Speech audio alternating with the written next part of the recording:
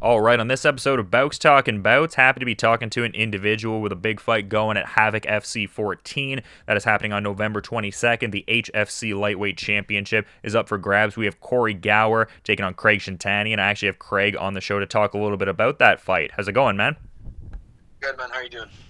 Oh, I'm doing great, but I was noticing from the Tapology and everything like that, like this wasn't the initial opponent you had slated for this card. It seemed like Curtis DeMars was supposed to be fighting in this one, but that bout was canceled and everything like that. Does that switch your preparations at all, being that you have a different opponent now, or is it kind of just focus on your own efforts and refine what you have and then show up to fight night?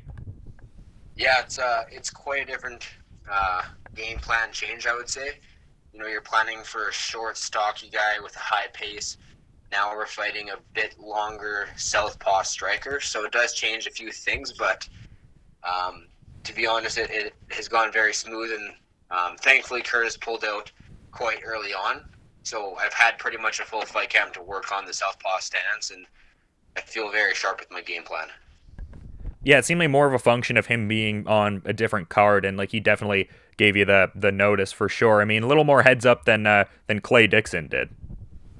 Yeah, it was more heads up. It was very odd because we did have this fight booked, and then he was trying to get on a card 2 weeks before, which in MMA you'd never do that because you're going to be given an automatic 2 week suspension, most likely a month. So he would have taken a fight right before this one, and then the promoter actually canceled the fight because he didn't know what was going on. So long story short, it was more notice.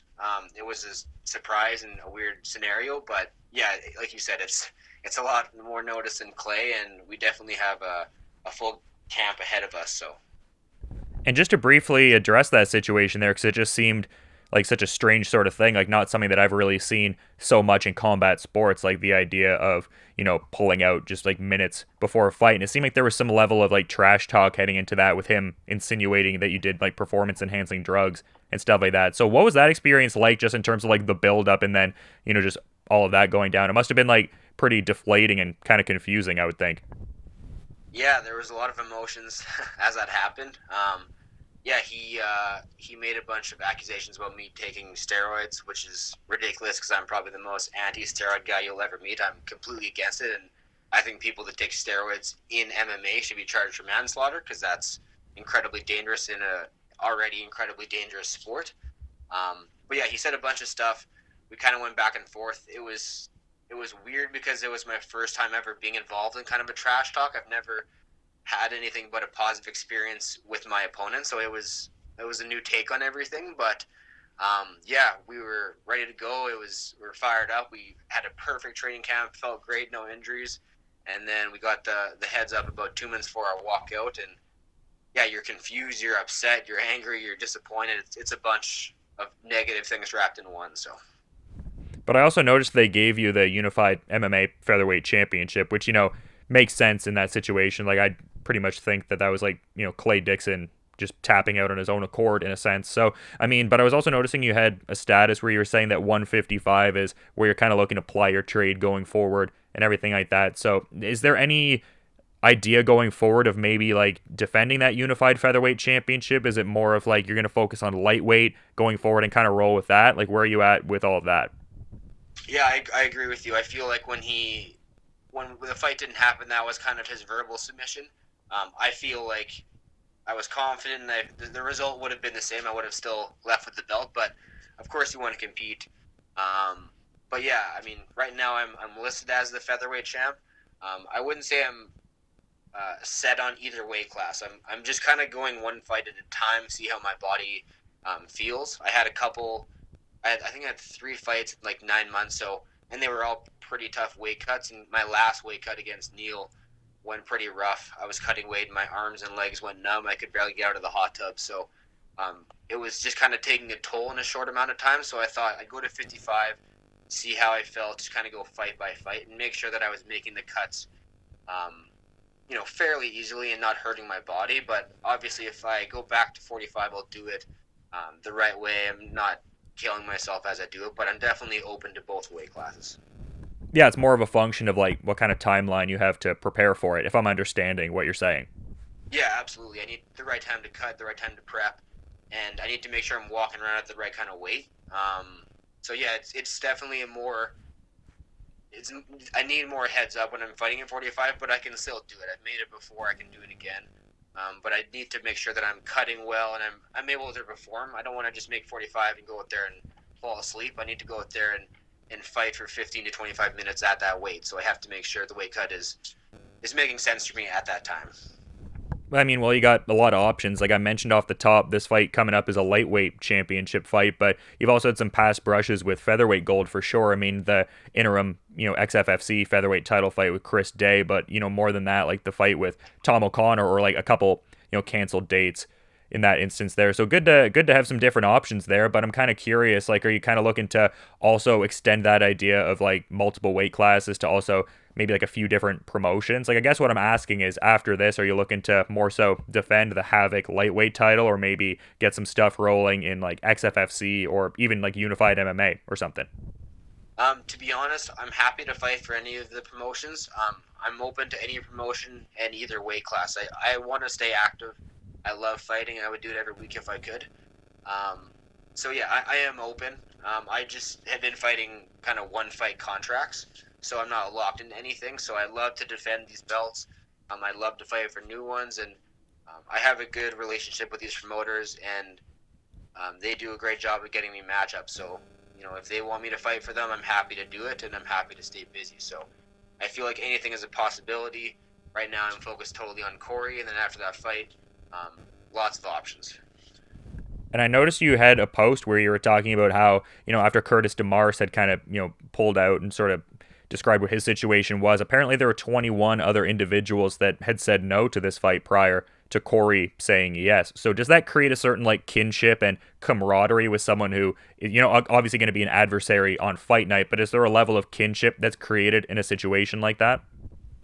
Yeah, you can't help but appreciate somebody saying yes after so many people said no. And I understand that everybody has their own agenda for when they want to fight and who they want to fight and where they're at in their career. But the thing I respect about a lot of these veterans, Corey, Chris Day, these guys, there's a handful of guys out there that are just stepping up no matter what. And without them, I can't fight. So I do have to be thankful for them stepping up. But at the end of the day, I know that they're also believing that they can beat me. So that's enough motivation going out there knowing that there's a guy who signed a contract, going in there to hurt me, thinking that he's going to come out there with a win. So with all the respect of them taking the fight, I have to still go out there and do my job and win, and I plan to finish the fight. Yeah, absolutely, man. And in the preparatory measures for fights, at least in the past, I've noticed you've gotten in some rounds with Filthy Tom Lawler over at Syndicate MMA there. Have you been training at Syndicate much for this camp? And if that's not the case, who are some of the regular sparring partners you've been getting in work with ahead of this Gower fight here? Yeah, so I went to Syndicate. I was actually just there for one camp. I got some working with Tom Lawler and Mike Pyle. There's a bunch of good guys there. But the last two camps, I've gone to the Pit in Salt Lake City. So I've trained with Ramsey Nijum, Court McGee. They have a bunch of really good local pros. So I've been going there. I went twice this year. This camp, I'm not going to be heading down there. I did a little trip to Red Deer. I'm going to do a trip to Calgary, just kind of get some views from around the province.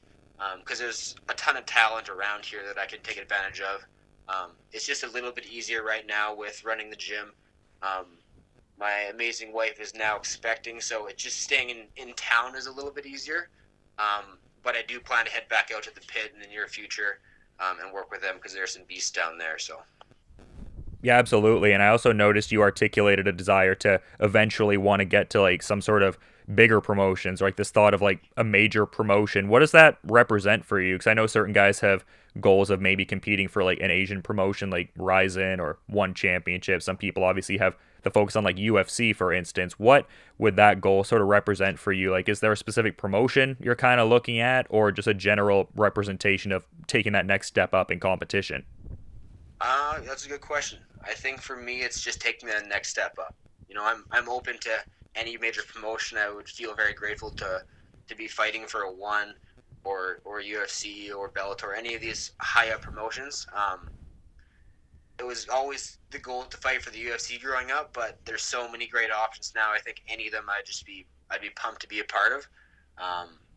But yeah, I mean, there's nothing wrong with fighting locally. There's great talent here. The promoters are doing a great job.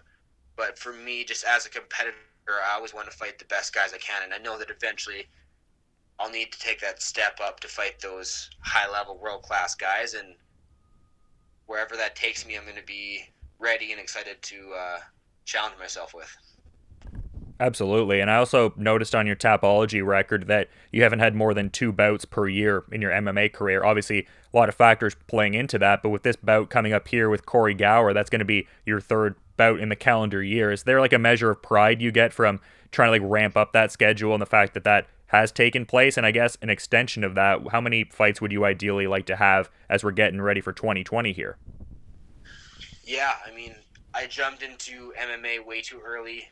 10 MMA classes before my first fight, and then learning quickly that I needed to actually have some skill. I've had to kind of gap out all my fights, so that's why I just fought once a year, so I'm not getting too rusty, but I'm still making improvements between each fight.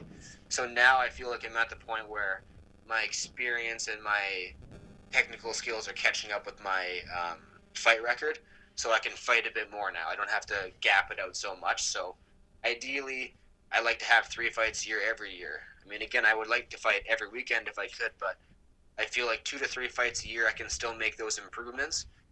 I can stay active, and I think it just looks better, especially if a big promotion is talking to you. You don't want to just fight once a year. You're not very active. I want to stay busy. I want to fight. I want to push myself. So 2020, I'd love to have 3 fights and just keep that rolling. Knock on wood, hopefully no injuries, and I can just keep growing every day.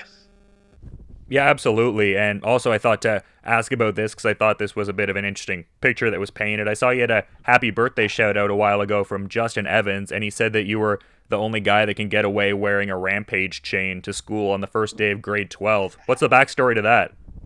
Oh boy. The backstory to that is an undeveloped brain in high school. So, like many young teenagers in Sherwood Park, there's not too much of a threat, which leads to limited brain activity. So I thought I could walk around with a chain that I assembled from a basketball net. And I wore that chain. Nobody said anything, and it would probably be better off if they had. But, we got through that day, and thankfully my brain did develop at an older age, and I'm starting to be a little more mature. But yeah, that's just being a goofy kid who probably could use a punch in the face. So you still don't have the chain kicking around anywhere? Like it's not in the back closet sort of thing? No, I think that chain is pretty long gone. I'm sometimes wear the occasional normal necklace, but yeah, no chains these days.